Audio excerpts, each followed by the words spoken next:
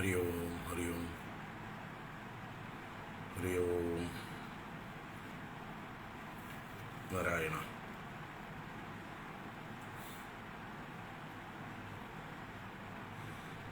ഓം ശ്രുതിസ്മൃതിപുരാണാനാം ആലയം കരുണാലയം നമാമി ഭഗവത്പാദശങ്കരം ലോകശങ്കരം. ശങ്കരം ശങ്കരാചാര്യം കേശവം ബാദരായണം സൂത്രഭാഷ്യകൃതൗ വന്ദേ ഭഗവന്തൗ പുനഃ പുനഃ. ഈശ്വരോ ഗുരുരാത്മേതി മൂർത്തിഭേദവിഭാഗിനേ വ്യോമവദ്വ്യാപ്തദേഹായ ദക്ഷിണാമൂർത്തയേ നമഃ. സദാശിവസമാരംഭാം ശങ്കരാചാര്യമധ്യമാം അസ്മദാചാര്യപര്യന്താം വന്ദേ ഗുരുപരമ്പരാം. ശിവം ശിവകരം ശാന്തം ശിവാത്മാനം ശിവോത്തമം ശിവമാർഗപ്രണേതാരം പ്രണതോസ്മി സദാശിവം. സർവമംഗളമാംഗല്യേ ശിവേ സർവാർത്ഥസാധികേ ശരണ്യേ ത്രയംബകേ ഗൗരി നാരായണി നമോസ്തുതേ. സച്ചിദാനന്ദരൂപായ വിശ്വോത്പത്യാദിഹേതവേ താപത്രയ വിനാശായ ശ്രീകൃഷ്ണായ വയം നുമഃ. കൃഷ്ണായ വാസുദേവായ ഹരയേ പരമാത്മനെ പ്രണതക്ലേശനാശായ ഗോവിന്ദായ നമോ നമഃ. കൃഷ്ണായ വാസുദേവായ ദേവകീ നന്ദനായ ച നന്ദഗോപകുമാരായ ഗോവിന്ദായ നമോ നമഃ. നമഃ പങ്കജനാഭായ നമഃ പങ്കജമാലിനി നമഃ പങ്കജനേത്രായ നമസ്തേ പങ്കജാംഗ്രയേ. പീതാംബരം കരവിരാജിതശങ്കചക്രകൗമോദഗീ സരസിജം കരുണാസമുദ്രം രാധാസഹായമതിസുന്ദരമന്ദഹാസം വാതാലയേശമനിശം ഹൃദി ഭാവയാമി. അജ്ഞാനാന്തർഗഹനപതിതാൻ ആത്മവിദ്യോപദേശൈഃ ത്രാതും ലോകാൻ ഭവദവശികാതാപസം പച്യമാനാൻ. മുക്ത്വാ മൗനം വടവിടപിനോ മൂലതോ നിഷ്പതന്തി. ശംഭോർമൂർത്തിശ്ചരതി ഭുവനേ ശങ്കരാചാര്യരൂപാ.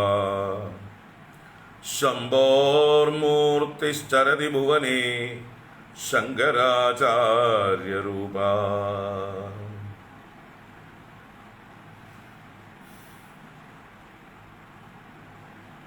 നമോ ഭഗവതേ വാസുദേവായ.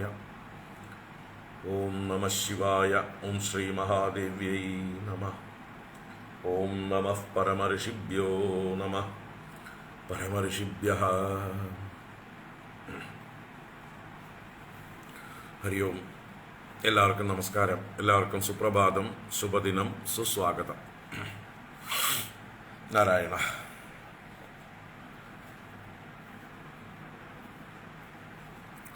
ശങ്കരസ്തോത്ര തരംഗിണി പരമ്പര 547 ദിവസത്തേക്ക് ഏവർക്കും സുസ്വാഗതം.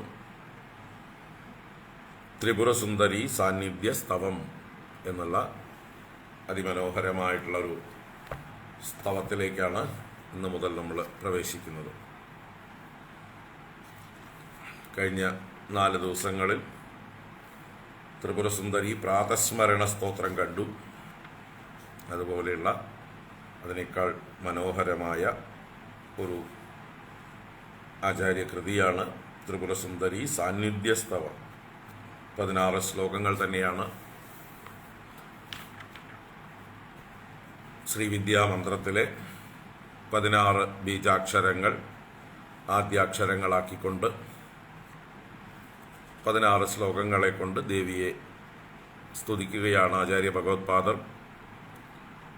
സാന്നിധ്യസ്തവം എന്ന് പറഞ്ഞാൽ ദേവി സാന്നിധ്യം ചെയ്തുകൊണ്ട്, ദേവിയുടെ സന്നിധിയിൽ നിന്നുകൊണ്ട്, ദേവിയെ നേരിൽ കണ്ടുകൊണ്ട് ഞാനിതാ സ്തുതിക്കുന്നു എന്നാണ്. ഞാൻ കാണുന്നു, ഞാൻ കാണുന്നു, ഞാൻ കാണുന്നു എന്ന് തന്നെയാണ് ഓരോ ശ്ലോകത്തിലും എൻ്റെ മുമ്പിൽ ഞാൻ കാണുന്നു, എൻ്റെ മുമ്പിൽ ഞാൻ കാണുന്നു. പുരഹ ചക്രരാജനിവാസിനിയും ത്രിപുരേശ്വരീം അവലോകയേ. ചക്രരാജനിവാസിനിയും ത്രിപുരസുന്ദരീം ത്രിപുരേശ്വരീം അവലോകയേ. അവലോകയേ, പുരഹ അവലോകയേ. പുരഹ എന്ന് പറഞ്ഞാൽ എൻ്റെ മുമ്പിൽ പ്രത്യക്ഷമായി ഞാൻ കാണുന്നു, പ്രത്യക്ഷമായി ഞാൻ കാണുന്നു എന്ന് പറഞ്ഞുകൊണ്ടുള്ള ഒരു പ്രത്യക്ഷ സ്തുതിയാണ്, മനോഹരമായിട്ടുള്ളൊരു സ്തുതിയാണ്. ആചാര്യ ഭഗവത്പാദർ ദേവിയെ പ്രത്യക്ഷമായി പലപ്പോഴും പലയിടത്തും കണ്ട ചരിത്രങ്ങൾ, കഥകൾ നമുക്കെല്ലാം അറിയാം. അപ്പോൾ അതിലേതോ ഒരു സന്ദർഭത്തിൽ അദ്ദേഹം ദേവി പ്രത്യക്ഷപ്പെട്ടതായിട്ടുള്ള സമയത്ത് ദേവിയെ സ്തുതിച്ചതായിട്ടുള്ള സ്തുതിയാണ്. പ്രത്യക്ഷമായി ഞാൻ കാണുന്നു. പുരഹ അവലോകയെ. പുരഹ എന്ന് പറഞ്ഞാൽ പുരതഹ, ഇൻ ഫ്രണ്ട് ഓഫ് മീ. അവലോകയെ, ഐ ആം സീയിങ്. വർത്തമാനക്രിയയാണ്. ഞാൻ കാണുന്നോ ഞാൻ കണ്ടു എന്നോ അല്ല. Now I am seeing. എൻ്റെ കണ്ണിന് മുമ്പിൽ എന്നുള്ള ആ ഒരു പ്രത്യക്ഷ ദർശനത്തിലുള്ളതായിട്ടുള്ള സ്തുതിയാണ്. മേൽപ്പത്തൂര് അഗ്രേ പശ്യാമി എന്ന് പറഞ്ഞ് പാടിയില്ലേ? ഗുരുവായൂരപ്പനെ ഞാനിതാ മുന്നിൽ കാണുന്നു. വർത്തമാനക്രിയയായിരുന്നു. എൻ്റെ മുമ്പിൽ ഞാൻ പ്രത്യക്ഷമായി കാണുന്നു. അഗ്രേ പശ്യാമി. ആ അഗ്രേ പശ്യാമി തന്നെയാണ് പുരഹ അവലോകയെ. ഞാനിതാ മുമ്പിൽ കാണുന്നു. അപ്പോൾ ആചാര്യ ഭഗവത്പാദർ തന്നെയാണ് ആദ്യം പറഞ്ഞത് ഞാനിതാ മുമ്പിൽ കാണുന്നു എന്ന്. അഗ്രേ പശ്യാമി എന്ന അദ്ദേഹം ആദ്യം പാടി, അത് ഏറ്റുപാടി മേൽപ്പത്തൂർ എന്നർത്ഥം. നമുക്ക് ആദ്യം സ്തവമെന്ന് ചൊല്ലി നോക്കാം. 16 ശ്ലോകങ്ങളാണ്.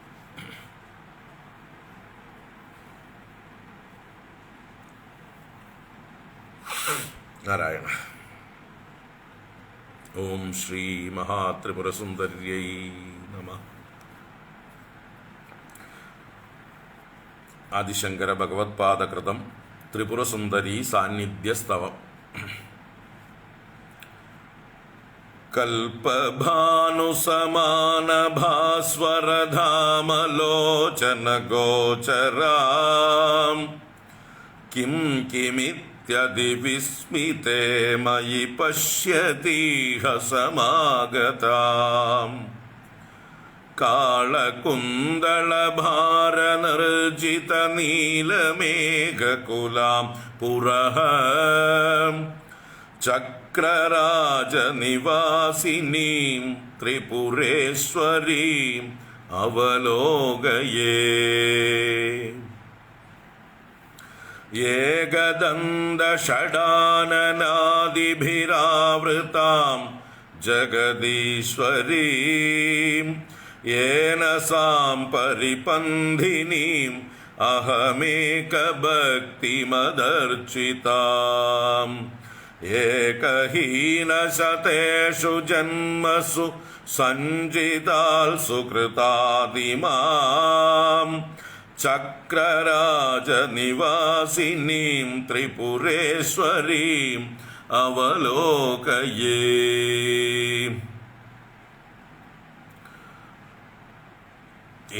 ഈദൃശീതി ച വേദകുന്തളവാഗ്ഭിരപ്യനിരൂപിതാം ഈശപങ്കജനാഭസൃഷ്ടികൃതാദിവന്ദ്യപദാംബുജാം.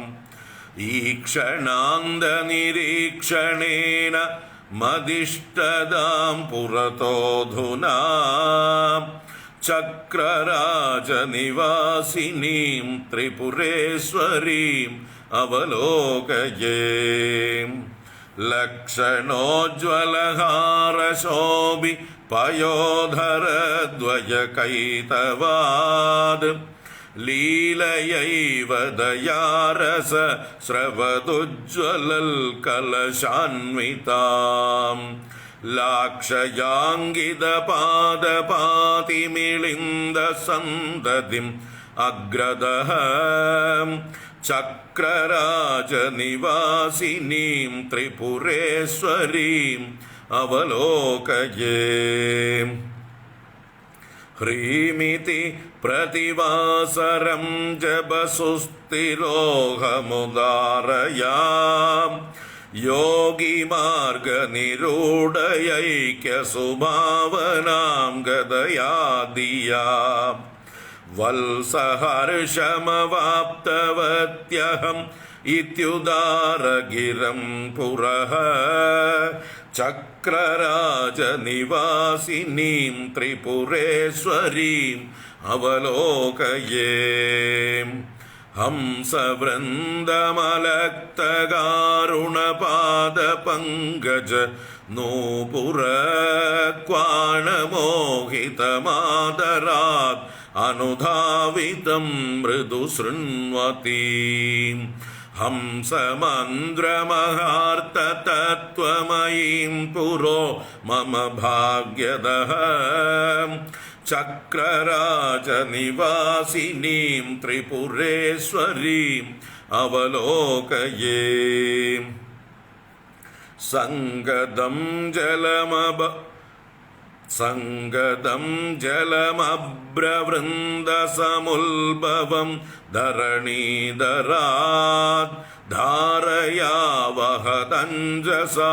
भ्रममाप्यसैकतनिर्गतम् एवमादिमहेन्द्रजालसुकोविदां पुरतोऽधुना चक्रराजनिवासिनीं त्रिपुरेश्वरीम् अवलोकये कम्बुसुन्दरकन्धरां कचभारनिर्जितवारिदां कण्डदेशलसल्सुमङ्गल हेमसूत्रविराजितां कादिमन्द्रमुपासतां सकलेष्टदां मम सन्निधौ चक्रराजनिवासिनीं त्रिपुरेश्वरीम् अवलोकये हस्तपद्मलसल् त्रिगण्डसमुद्रिकामहमद्रिजां हस्तिकृत्तिपरीतकार्मुकवल्लरी समचिल्लिकां हर्यजस्तुतवैभवां भवकामिनीं मम भाग्यतः चक्रराजनिवासिनीं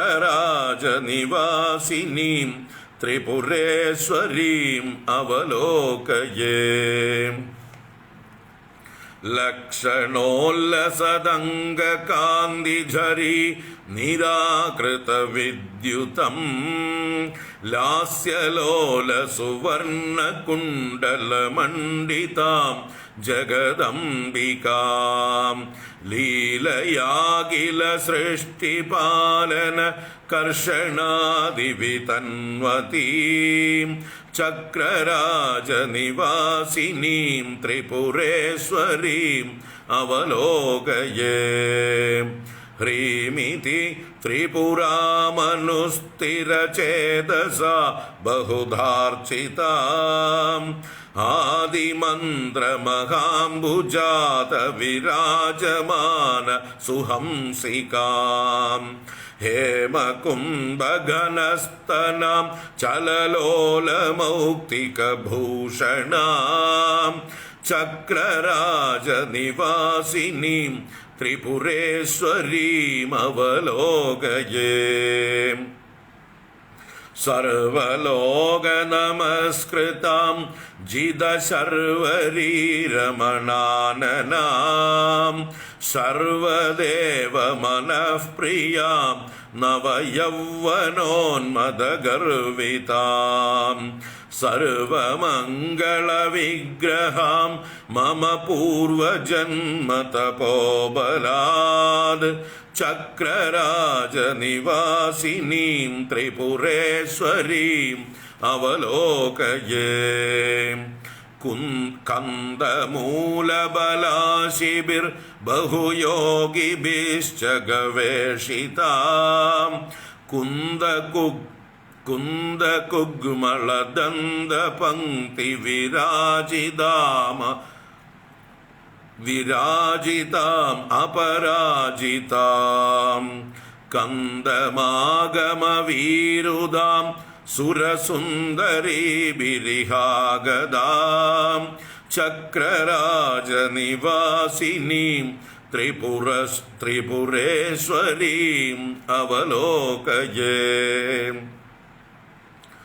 ലത്രയാങ്കിതമന്ത്രരാട്സമലങ്കൃതാം ജഗദംബികാം ലോലനീലസുകുന്തളാവലിനിർജിതാളികതംബകാം ലോഭമോഹവിദാരിണീം കരുണാമയീം അരുണാം ശിവാം ചക്രരാജനിവാസിനീം ത്രിപുരേശ്വരീം അവലോകയേ. ഹ്രീം പദാഖ്യമഹാമനോരതിദേവതാം ഭുവനേശ്വരീം ഹൃൽസരോജനിവാസിനീം ഹരവല്ലഭാം ബഹുരൂപിണീം ഹാരനൂപുരകുണ്ടലാദിഭിരന്വിതാം പുരതോധുനാ ചക്രരാജനിവാസിനീം ത്രിപുരേശ്വരീം അവലോകയേ. ശ്രീം സുപഞ്ചദശാക്ഷരീമപി ഷോഡശാക്ഷരരൂപിണീം ശ്രീസുധാർണവമദ്യശോഭി സരോജകാനന ചാരിണീം ശ്രീഗുഹസ്തുതവൈഭവാം പരദേവതാം മമ സന്നിധൗ ചക്രരാജനിവാസിനീം ത്രിപുരേശ്വരീം അവലോകയേ. ശ്രീഗുഹസ്തുതവൈഭവാം പരദേവതാം മമ സന്നിധൗ ചക്രരാജനിവാസിനീം ത്രിപുരേശ്വരീം അവലോകയേ. ഇതി ശ്രീമദ് ആദിശങ്കര ഭഗവത്പാദകൃതം ത്രിപുരസുന്ദരീ സാന്നിധ്യസ്തവം സമ്പൂർണം. ഹരി ഓം. ഇപ്പം നമ്മുടെ നവരത്നമാലിക മുതലായിട്ടുള്ള സ്തോത്രങ്ങളുടെ അതേ വൃത്തം കുസുമമഞ്ജരി രാസക്രീഡാ വൃത്തം തന്നെ. മേൽപ്പത്തൂര് രാസക്രീഡാ വൃത്തം രചിച്ചതും അല്ലെങ്കിൽ രാസക്രീഡാ ദശകം രചിച്ചതും ഇതേ കുസുമമഞ്ജരി വൃത്തം കൊണ്ട് 16 ബൊക്കേകളെ കൊണ്ട് ദേവിക്കൊരു മാല ചാർത്തിയിരിക്കുകയാണ്. 16 പൂങ്കൊത്തുകൾ കൊണ്ട് ദേവിക്ക് മനോഹരമായിട്ടൊരു മാല. ഇതാണ് ത്രിപുരസുന്ദരി സാന്നിധ്യസ്തവം. വളരെ മനോഹരമായിട്ടുണ്ട്. അർത്ഥവും അതുപോലെ ഗംഭീരമായിട്ടുള്ളതാണ്. നമുക്ക് നോക്കാം, ഓരോ ശ്ലോകങ്ങളായിട്ട് നോക്കാം. ഓം കൽപഭാനുസമാനഭാസ്വരദാമലോചന ഗോചരാം കിം കിമിത്യതിവിസ്മിതേ മയി പശ്യതീഹ സമാഗതാം കാളകുന്തളഭാരനർജിതനീലമേഘകുലാം പുരചക്രരാജനിവാസിനീം ത്രിപുരേശ്വരീം അവലോകയേ. കൽപഭാനുസമാനഭാസ്വരദാമലോചന ഗോചരാം കിം കിമിത്യതിവിസ്മിതേ മയി പശ്യതീഹ സമാഗതാം കാളകുന്തളഭാരനിർജിതനീലമേഘകുലാം പുരചക്രരാജനിവാസിനീം ത്രിപുരേശ്വരീം അവലോകയേ. പുരഃ ചക്രരാജനിവാസിനീം ത്രിപുരേശ്വരീം അവലോകയേ. പുരഹ പുരഹ പുരതഃ മമ പുരതഃ എൻ്റെ മുമ്പിൽ, ഞാൻ എൻ്റെ മുമ്പിൽ പ്രത്യക്ഷമായിട്ട് ചക്രരാജനിവാസിനിയും ശ്രീചക്രരാജനിൽ സ്ഥിതി ചെയ്യുന്നവളായ ത്രിപുരസുന്ദരിയെ ഞാൻ കാണുന്നു. അവലോകയേ ത്രിപുരേശ്വരീം അവലോകയേ. ത്രിപുരസുന്ദരിയെ, ത്രിപുരേശ്വരിയെ അഹം അവലോകയെ ഞാൻ കാണുന്നു എന്നാണ്. അപ്പോൾ എങ്ങനെയായിട്ടാണ്, ഏത് രൂപത്തിലാണ് ഞാൻ ദേവിയെ ഇവിടെ കാണുന്നത് എന്ന് വർണ്ണിക്കുകയാണ്. കൽപഭാനുസമാന ഭാസ്വരദാമലോചന ഗോചരാം. ഒരു വിശേഷണം. കിം കിമിത്യതിവിസ്മിതേ മയി പശ്യതീഹ സമാഗതാം കാളകുന്തളഭാര നിർജിത നീലമേഘകുലാം. അങ്ങനെ 3 വിശേഷണങ്ങളെ കൊണ്ട് പുരഹ ചക്രരാജനിവാസിനിയും ത്രിപുരേശ്വരിയും അവലോകയേ, എൻ്റെ മുമ്പിൽ ഞാൻ കാണുന്നു എന്ന് പറയുകയാണ്. അപ്പോൾ കൽപ്പഭാനു സമാന ഭാസ്വര ധാമലോചന ഗോചര. ദേവി ലോചന ഗോചരയായിട്ടാണ്. ലോചന ഗോചര, ലോചനം കണ്ണാണ്, അതിന് ഗോചരയായിട്ട് പ്രത്യക്ഷമായിട്ട് ഇന്ദ്രിയങ്ങളെ കൊണ്ട് കാണാൻ പറ്റുന്ന രൂപത്തിൽ പ്രത്യക്ഷമായിട്ട് ഞാൻ ദേവിയെ പുരഹ അവലോകയെ. അപ്പോൾ ഏത് രീതിയിലാണ് ഞാൻ ഈ ദേവിയെ ലോചന ഗോചരമായി കാണുന്നത്? നല്ല കൽപ്പഭാനു സമാന ഭാസ്വരധാമ. കൽപ്പഭാനു എന്ന് പറഞ്ഞാൽ കൽപ്പകാലത്തെ അല്ലെങ്കിൽ കൽപ്പാന്തകാലത്തെ, പ്രളയകാലത്തെ സൂര്യൻ. പ്രളയകാലത്തെ സൂര്യൻ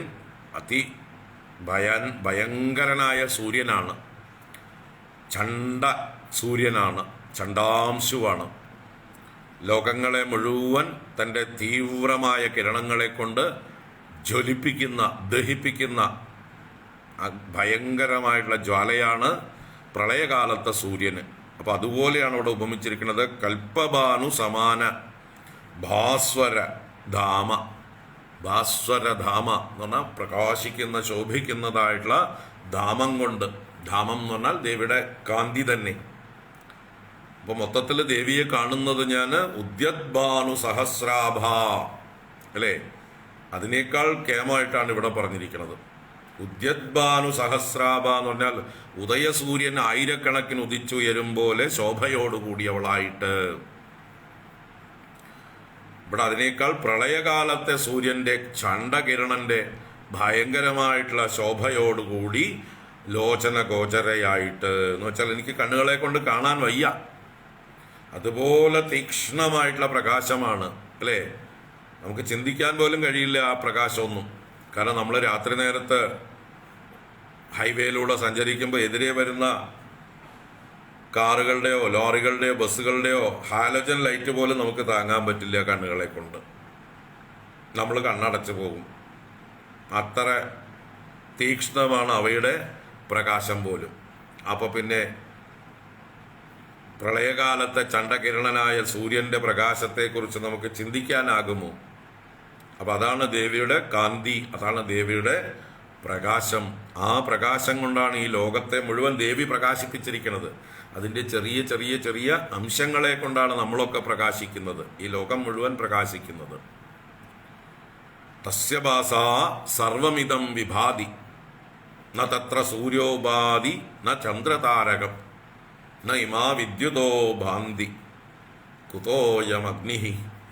അങ്ങനെയുള്ള പ്രകാശസ്വരൂപമായിരിക്കുന്ന ദേവിയെ പ്രകാശിപ്പിക്കാൻ ദീപങ്ങൾക്ക്, അഗ്നിക്ക് എങ്ങനെ സാധിക്കും?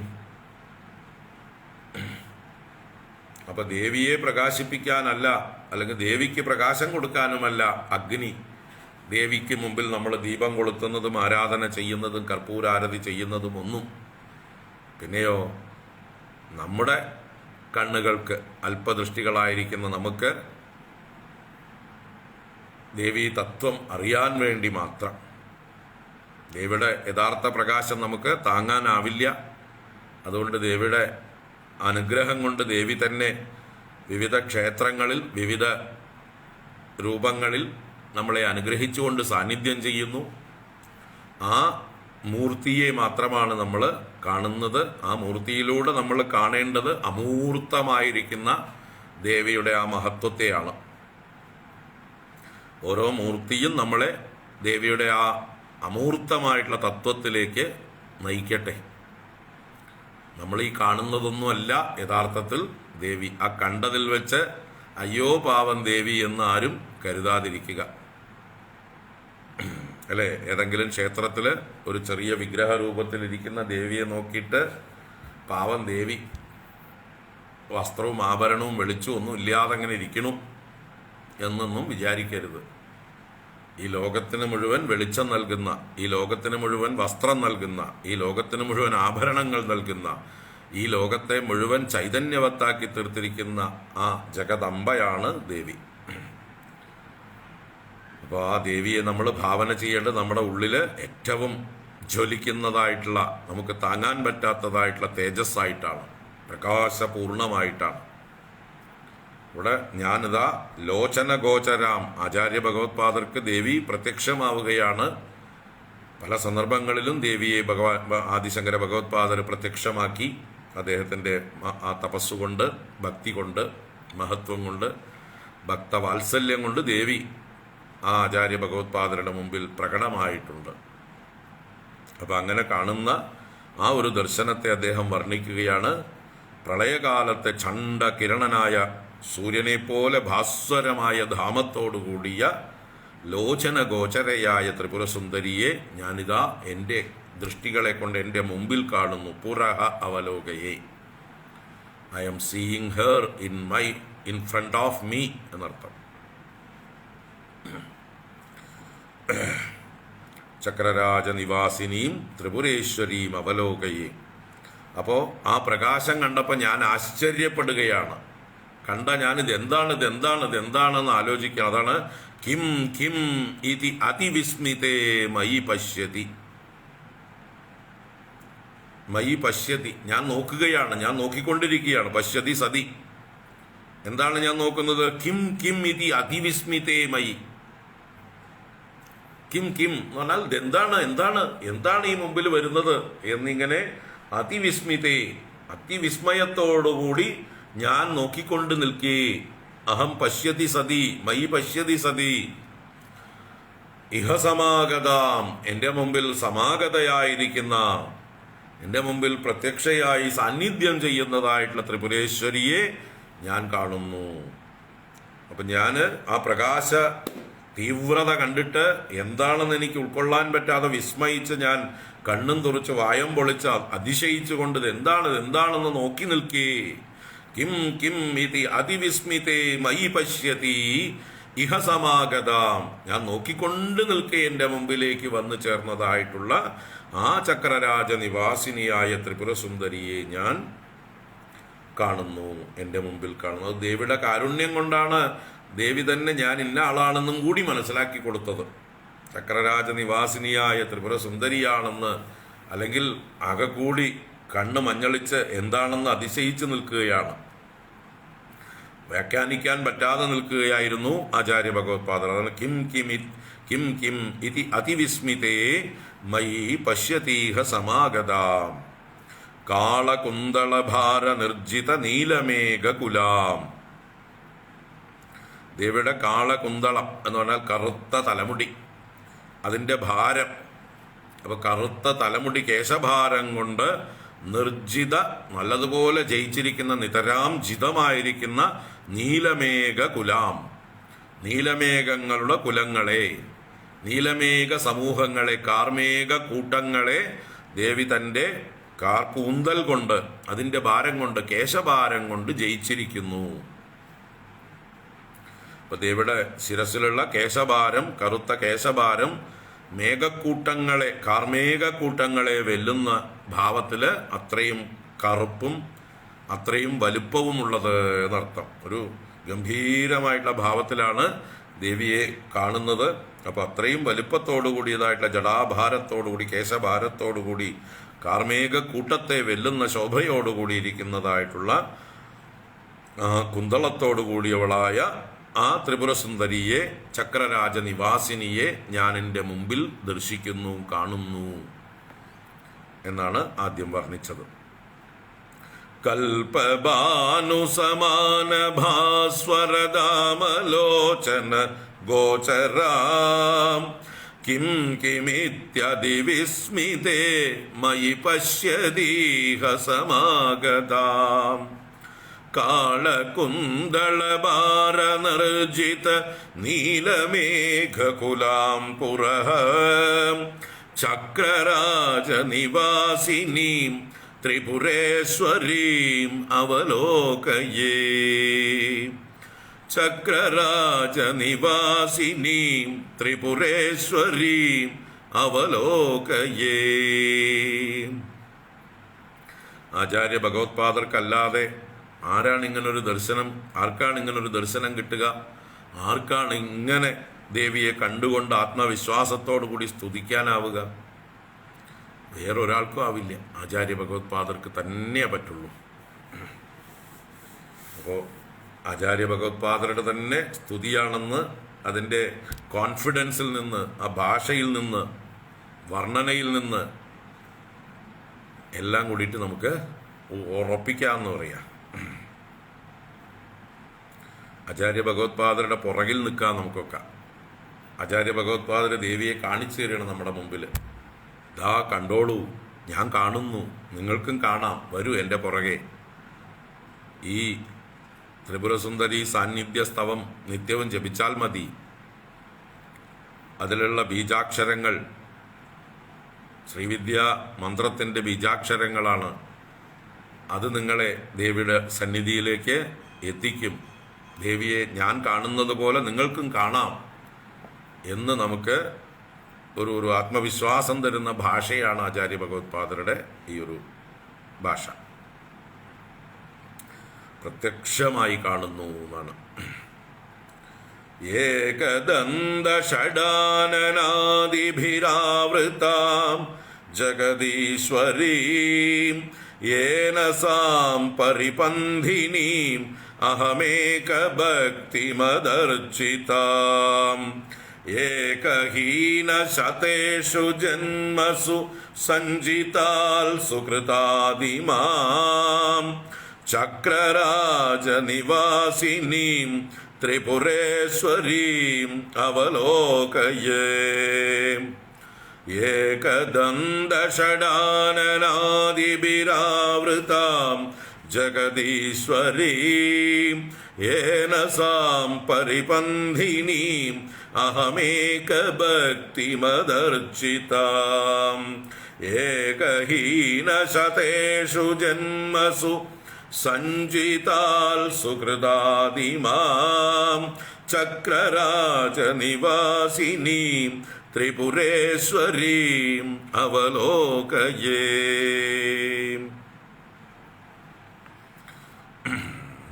ഇതൊക്കെയുള്ള കീർത്തന പുസ്തകങ്ങളൊക്കെ ഉണ്ട്. നമ്മളും അടിക്കാൻ പ്ലാനിങ് തീവ്രമായി കൊണ്ടിരിക്കുകയാണ്. അതിൻ്റെ പണികൾ നടന്നുകൊണ്ടിരിക്കുന്നുണ്ട്. എല്ലാം കൂടിയിട്ട് വേണമെങ്കിൽ തരാം. അല്ല, ഇത് മാത്രമായിട്ടുള്ളത് വേണമെങ്കിൽ നിങ്ങൾക്ക് തന്നെ മാർക്കറ്റിൽ കിട്ടും.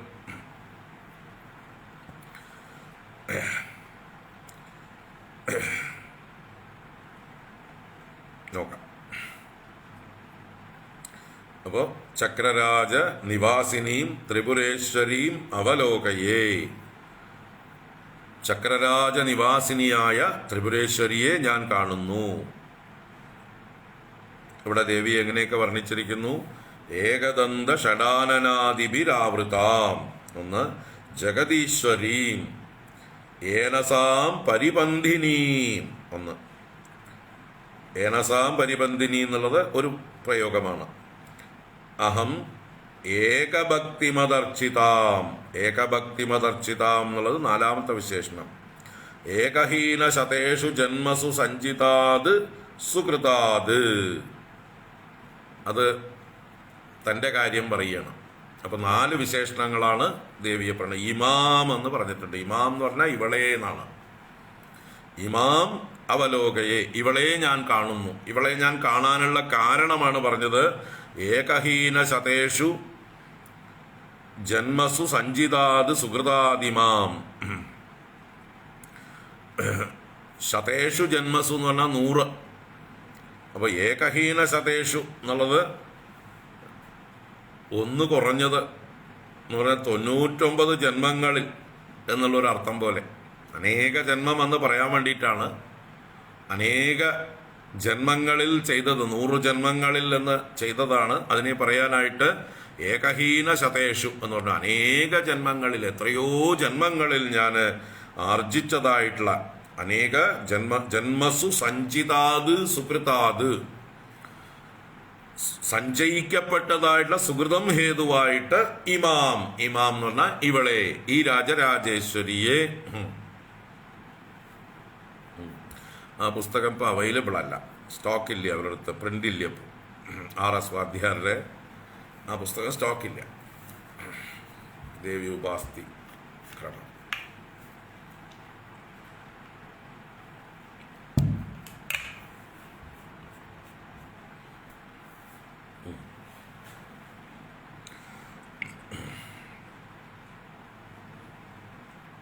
അപ്പോൾ ഞാൻ ഇവളെ കാണുന്നത് എന്തുകൊണ്ട്? ഏകഹീന ശതേഷു ജന്മസു സഞ്ചിതാത് സുകൃതാത് ഇമാം.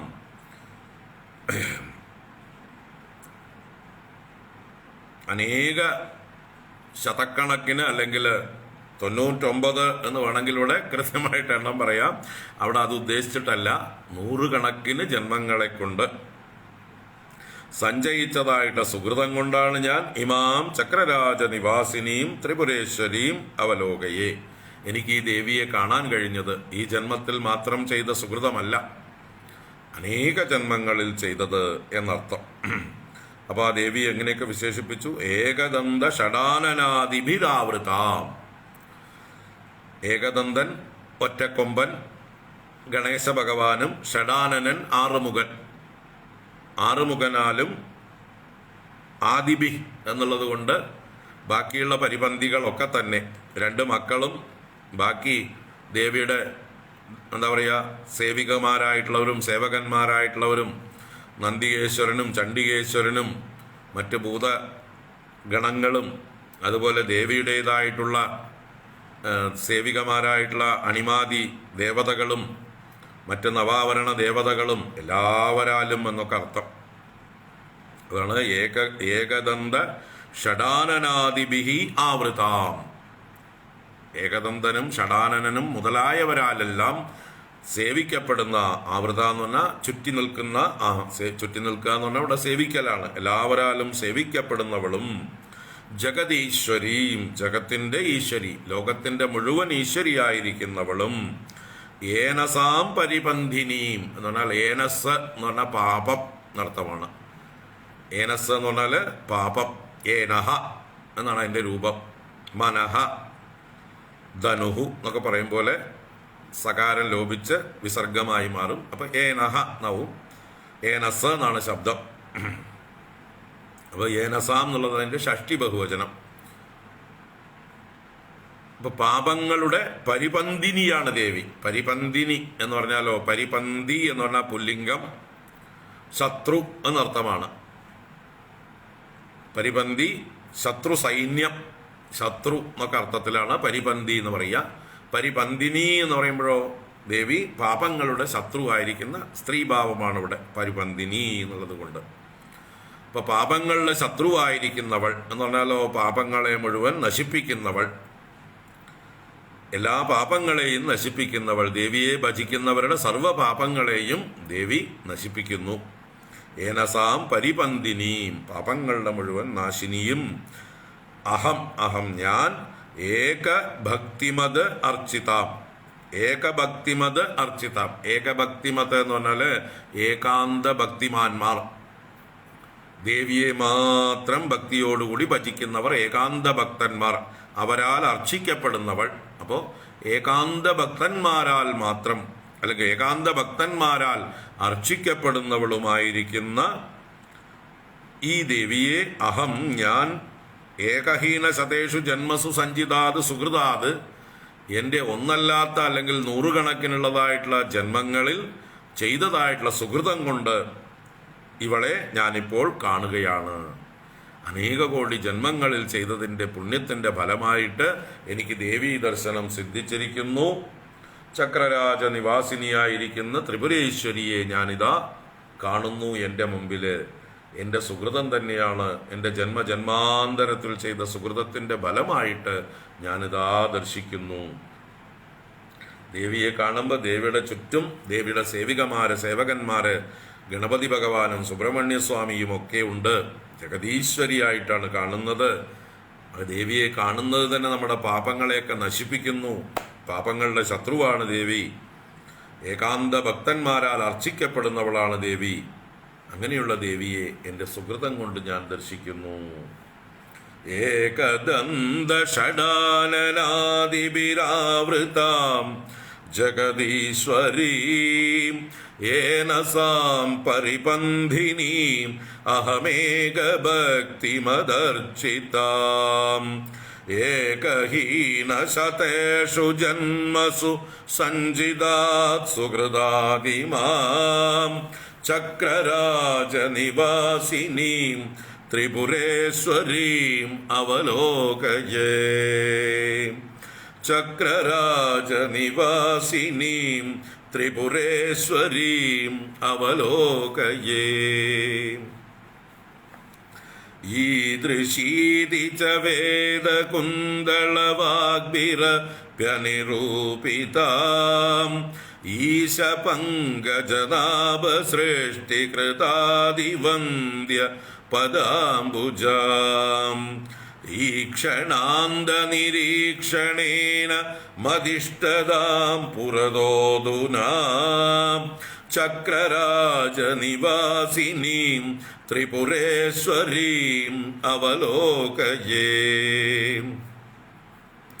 ഈദൃശീതി ച വേദകുന്തളവാഗ്ഭിരപ്യനിരൂപിതാം ഈശപങ്കജനാഭസൃഷ്ടികൃതാദിവന്ദ്യ പദാംബുജാം ഈക്ഷണാന്തനിരീക്ഷണേന മദിഷ്ടതാം പുരതോദുനാ ചക്രരാജനിവാസിനീം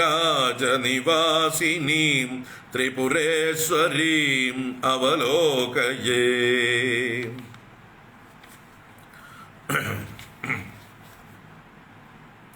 ഈദൃശി ഇതി വേദകുന്തളവാഗ്ഭിഃ അപി അനിരൂപിതാം. ഒന്ന്, ഈശപങ്കജനാഭ സൃഷ്ടികൃതാദിവന്ദ്യ പദാംബുജാം. രണ്ട്, ഈക്ഷണാന്ത നിരീക്ഷണേന മദിഷ്ടതാം. മൂന്ന്. ഇങ്ങനെ മൂന്ന് വിശേഷണങ്ങളെ കൊണ്ട് പുരതഃ എൻ്റെ മുമ്പിൽ, അധുന ഇപ്പോൾ, ചക്രരാജനിവാസിനീം ത്രിപുരേശ്വരീം അവലോകയേ. ഞാൻ ഇപ്പോൾ കാണുന്നു എൻ്റെ മുമ്പിൽ. ഹിയർ ആൻഡ് നൗ ആണ് പുരതഃ അധുന. പുരതഃ എൻ്റെ തൊട്ടു മുമ്പിൽ, അധുന ഇപ്പോൾ. ഇന്നലെ കണ്ടു നാളെ കാണും അല്ല, ഇപ്പോ കാണുന്നു. അധുന അഹം പശ്യാമി അഹം അവലോകയേ. ഞാൻ കാണുകയാണ് ത്രിപുരേശ്വരിയെ. എൻ്റെ തൊട്ടു മുമ്പിൽ ഇതാ ഞാൻ ഇപ്പൊ കണ്ടുകൊണ്ടിരിക്കുകയാണ് എന്നാണ് വർണ്ണിക്കുന്നത്. അപ്പോൾ എന്തൊക്കെയാണ് മൂന്ന് വിശേഷണങ്ങൾ? ഈദൃശീ ഇതി വേദകുന്തളവാഗ്ഭിഃ അപി അനിരൂപിതാം.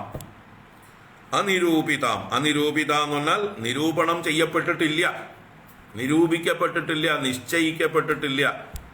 ഇന്നതാണ് ദേവിയുടെ രൂപം എന്ന് വേദകുന്തളവാഗ്ഭിഃ എന്ന് പറഞ്ഞാലോ, വേദകുന്തളം എന്ന് പറഞ്ഞാൽ വേദത്തിന്റെ ശിരസ്. കുന്തളം തലമുടിയാണല്ലോ, അപ്പൊ ശിരസ്സിന് പര്യായമായിട്ട് ഉപയോഗിച്ചിരിക്കുകയാണ്. വേദശിരസ് എന്ന് പറഞ്ഞാൽ എന്താണ്? വേദാന്തം, ഉപനിഷത്ത്. അപ്പൊ ഉപനിഷത്തുക്കളുടെ വാക്കുകളാൽ പോലും, ഉപനിഷത്തുക്കളാണ് പരമസത്യത്തെ ഏറ്റവും ഉച്ചത്തിൽ പ്രഖ്യാപിക്കുന്നത്. സത്യം ജ്ഞാനമനന്തം ബ്രഹ്മ എന്നൊക്കെ ലക്ഷണങ്ങളെ കൊണ്ട് ആ ബ്രഹ്മതത്വത്തെ ഏറ്റവും ഉച്ചത്തിൽ ഘോഷിക്കുന്നത് വേദാന്തങ്ങളായ ഉപനിഷത്താണ്. ആ ഉപനിഷത് വാക്യങ്ങളാൽ പോലും അനിരൂപിതാം, അനിരൂപിതാം ന നിരൂപിതാം, നോട്ട് എറ്റ് ഡിഫൈൻഡ് ഇതുവരയ്ക്കും നിശ്ചയിക്കാൻ കഴിഞ്ഞിട്ടില്ല ഇന്നതാണ് ഈ ദൃശി ഇതി. ഈ ദൃശി എന്ന് പറഞ്ഞാൽ ഷീ ഈസ് ദസ്, ഇങ്ങനെയുള്ളവളാണ്, ഇതാണ് കേട്ടോ ദേവിയുടെ സ്വരൂപം എന്ന് ഈദൃശീ ഇതി വേദകുന്തള വാഗ്ഭിഹി അപി വേദാന്തവാക്യൈഹി അപി ഉപനിഷത് വാഗ്ഭിഹി അപി അനിരൂപിതാം ന നിരൂപിതാം, നിരൂപിക്കപ്പെട്ടിട്ടില്ല. യതോ വാചോ നിവർത്തന്തേ അപ്രാപ്യ മനസാ സഹ എന്ന് വേദം തന്നെ നിസ്സഹായമായി പറയുന്നു. ഏതൊന്നിനെക്കുറിച്ച് വർണ്ണിക്കാനോ വ്യാഖ്യാനിക്കാനോ ശ്രമിക്കുമ്പോൾ മനസ്സോടുകൂടെ വാക്കും വിരമിക്കുന്നുവോ, അപ്രാപ്യ പ്രാപിക്കാൻ കഴിയാതെ, അതിനെ എൻവലപ്പ് ചെയ്യാൻ കഴിയാതെ എവിടെ നിന്നൊക്കെയോ നിന്ന് നോക്കിക്കൊണ്ട് എന്തൊക്കെയോ അത്ഭുതം കൂറുക എന്നല്ലാതെ വേദാന്ത വാക്യങ്ങൾ പോലും ഇന്നത് എന്ന് പറഞ്ഞ് നിശ്ചയിച്ച് പറയാൻ സാധിച്ചിട്ടില്ല എന്ന് പറയുന്നു. ചില ലക്ഷണങ്ങളെ കൊണ്ട് അത്ഭുതമായിട്ട് പറഞ്ഞു എന്നേ ഉള്ളൂ. അന്തരാനയെ കാണും പോലെ എന്ന് പറയും പോലെ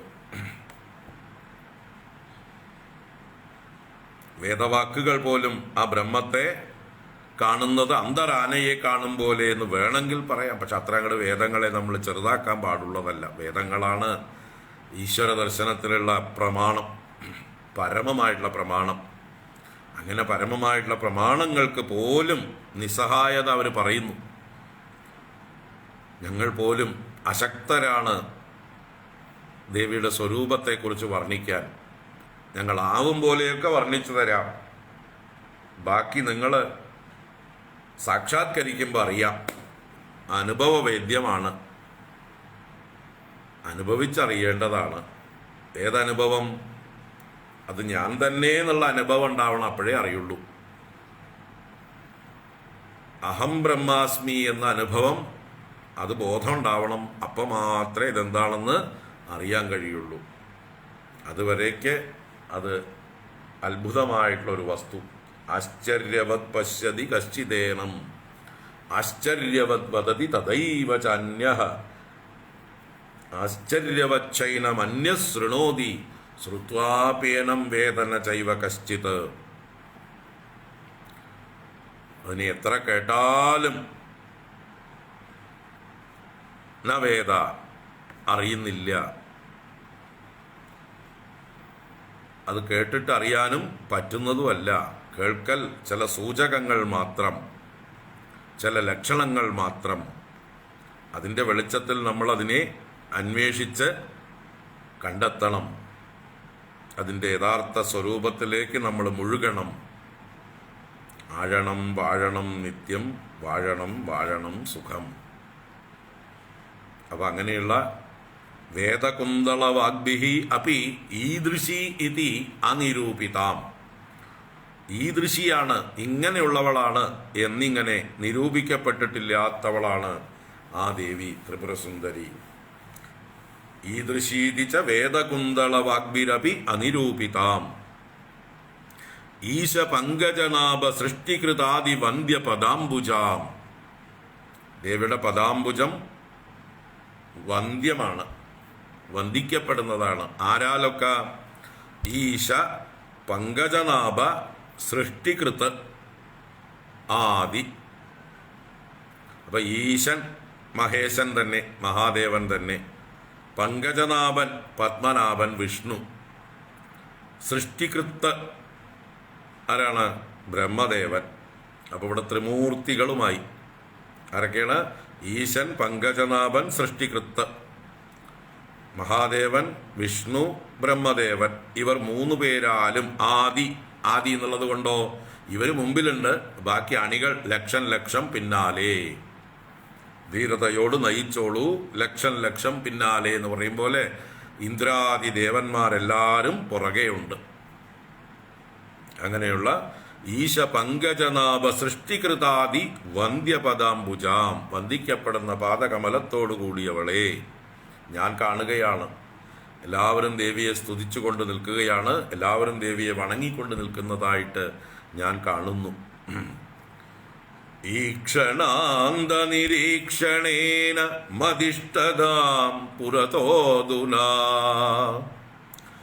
ഈക്ഷണാന്ത നിരീക്ഷണേന മദിഷ്ടതാം. മദിഷ്ടതാം, മത് എൻ്റെ, മദീയം. ഇഷ്ടതാം എന്ന് പറഞ്ഞാൽ ഇഷ്ടം ദദാതീതി ഇഷ്ടദാ, എനിക്ക് ഇഷ്ടങ്ങളെ നൽകുന്നവൾ, എൻ്റെ ഇഷ്ടവരങ്ങളെ ദാനം ചെയ്യുന്നവൾ. അങ്ങനെ എനിക്ക് എൻ്റെ ഇഷ്ടവരങ്ങളെ ദാനം ചെയ്യുന്നവളായിട്ട് എങ്ങനെയാണ് ദേവി ഇഷ്ടവരങ്ങളെ ദാനം ചെയ്യുന്നത്? ഈക്ഷണ അന്ത നിരീക്ഷണേന. ഈക്ഷണം കണ്ണാണ്, അതിൻ്റെ അന്തം, അറ്റം, കടാക്ഷം, കടക്കണ്ണ്, അതിൻ്റെ ഒരു ഏറുകൊണ്ട് അല്ലേ, ഒരു ഗ്ലാൻസ് കൊണ്ട്, അന്തനിരീക്ഷണേന, ഒരു കടാക്ഷം കൊണ്ട്, ഒരു കടക്കണ്ണേറുകൊണ്ട്, ദൂരേക്കൊന്ന് കടക്കണ്ണെറിഞ്ഞ് നോക്കിയാൽ മതി, നേരെ നോക്കേണ്ട ആവശ്യമില്ല. നേരെ നല്ലോണം തുറച്ചു നോക്കേണ്ട ഒരു ആവശ്യവുമില്ല. ദേവിയുടെ കടക്കണ്ണിൻ്റെ അറ്റം കൊണ്ടൊന്ന് നോക്കിയാൽ മതി, എനിക്ക് വേണ്ടതൊക്കെ ദേവി തന്നിരിക്കും. അതാണ് മദിഷ്ടതാം, മതീയമായിട്ടുള്ള ഇഷ്ടങ്ങളെയെല്ലാം ദാനം ചെയ്യുന്നവളായ ആ ദേവിയെ അധുനാ, ഇപ്പോൾ, പുരതഃ, തൊട്ടു മുമ്പിൽ, അഹം അവലോകയെ, ഞാനിതാ കാണുന്നു. ചക്രരാജ നിവാസിനിയും ത്രിപുരേശ്വരിയും അവലോകയെ. ഈദൃശീതി ച വേദകുന്തളവാഗ്ഭിരപ്യനിരൂപിതാം ഈശ പങ്കജനാഭ സൃഷ്ടികൃതാദിവന്ദ്യപദാംബുജാം. ഈക്ഷണാന്ത നിരീക്ഷണേന മദിഷ്ടതാം പുരതോധുനാ ചക്രരാജ നിവാസിനീം ത്രിപുരേശ്വരീം അവലോകയേ. ചക്രരാജ നിവാസിനീം ത്രിപുരേശ്വരീം അവലോകയേ. ലക്ഷണോജ്വലഹാര ശോഭിപയോദര ദ്വയകൈതവാദ് ലീലയൈവ ദയാരസ സ്രവദുജ്വലൽ കലശാന്വിതാം ലാക്ഷയാങ്കിത പാദപാതിമിളിന്ദ സന്തതിം അഗ്രദഃ ചക്രരാജ നിവാസിനീം ത്രിപുരേശ്വരീം അവലോകയേ. ലക്ഷണോജ്വലഹാര ശോഭിപയോദര ദ്വയകൈതവാദ് ലീലയൈവ ദയാരസ സ്രവദുജ്വലൽ കലശാന്വിതാം ലാക്ഷയാങ്കിത പാദപാതിമിളിന്ദ സന്തതിം അഗ്രദഃ ചക്രരാജ നിവാസിനീം ത്രിപുരേശ്വരീം അവലോകയേ. ഈ ശ്ലോകം നാളെ പറയാം. നല്ല മനോഹരങ്ങളായിട്ടുള്ള ശ്ലോകങ്ങളാണെല്ലാം. എന്തായാലും നവരാത്രിയോടടുപ്പിച്ച് ഇങ്ങനൊരു ദേവീ ദർശനം മനോഹരമായിട്ടുള്ള സ്തോത്രത്തിലൂടെ സാധിച്ചത് ഭാഗ്യം. നവരാത്രിക്ക് ചൊല്ലി ദേവിയെ കണ്ടുകൊണ്ടേ ആസ്വദിക്കുക. അപ്പോൾ നല്ലോണം മനസ്സിരുത്തി ഇതെല്ലാം എഴുതിയെടുത്തോളൂ. നോക്കിയിട്ട് ഫേസ്ബുക്കിൽ പോസ്റ്റ് ചെയ്തിട്ടുണ്ട് വള്ളി ടീച്ചർ. അത് നോക്കി എഴുതിയെടുക്കുക, എന്നിട്ട് പഠിക്കുക.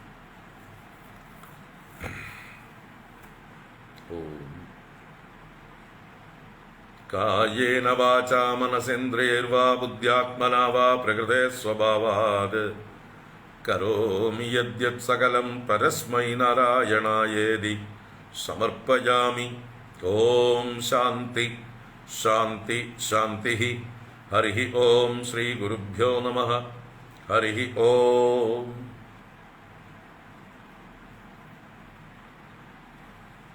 പതിനൊന്ന് മണിക്ക് ഭാഗവതം കാണാം. 11 മണിക്കാണ്. ഹരി ഓം. ഹരി ഓം. ഭാഗവത ജ്ഞാനഗംഗ 11 മണിക്ക്. ഹരി ഓം.